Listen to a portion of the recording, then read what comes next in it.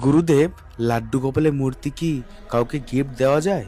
উপহার স্বরূপ ভগবানের বিগ্রহ বা লাড্ডু গোপাল একমাত্র গুরুদেব তার শিষ্যকে দিতে পারে। তাছাড়া সাধারণ মানুষ আমরা কেউ কাউকে লাড্ডু গোপাল বা ভগবানের বিগ্রহ কখনোই উপহার দেওয়া উচিত নয়। কারণ আপনি তো তাকে ভগবানের বিগ্রহ দিয়ে দিচ্ছেন, কিন্তু সেই মানুষটা সঠিক পদ্ধতিতে ভগবানের বিগ্রহ সেবা করতে পারবে কিনা, তার বাড়ির পরিবেশ কেমন, তার বাড়িতে সাত্ত্বিক আহার হয় কিনা, তিনি সেবার বিধান জানে কিনা, বা তিনি বিগ্রহ সেবার যোগ্য কিনা, এগুলো না জেনেই আপনি তাকে বিগ্রহ বা গোপালকে দিয়ে দিচ্ছেন। কিছু মানুষ বাড়িতে বিগ্রহ নিয়ে গিয়ে শোকেসে সাজিয়ে রাখছে, তারা কিন্তু সেবা পূজা করছে না, আর তার অপরাধটা কিন্তু হচ্ছে আপনার। বা সে যদি না জেনে ভুলভাবে সেবা পূজা করতে থাকে, সেটারও অপরাধ কিন্তু আপনার, কারণ আপনি গোপালকে দান করেছেন। তাই আমার বিনীত অনুরোধ, কাউকে গোপাল গিফট বা বিগ্রহ, ভগবানের বিগ্রহ কখনোই গিফট করবেন না। যদি ধর্ম সংক্রান্ত কিছু গিফটই করতে হয়, তাহলে ভগবানের চিত্রপট বা ছবি গিফট করুন, ধার্মিক গ্রন্থ গিফট করুন, কিন্তু ভগবানের বিগ্রহ কখনোই নয়। ভগবানের বিগ্রহ এমন নয় যে বাজার থেকে পয়সার বিনিময়ে আপনি ভগবানকে নিয়ে এলেন, কারণ পয়সার বিনিময়ে আপনি বাজার থেকে মূর্তি ঠিকই আনতে পারবেন, কিন্তু ভগবানকে কিন্তু কখনোই আনতে পারবেন না, এবং সেই মূর্তির সঙ্গে পুতুল পুতুল খেলাই চলবে। কিন্তু একমাত্র শ্রী গুরুদেব আপনাকে যদি ভগবানের শ্রী বিগ্রহ দান করেন,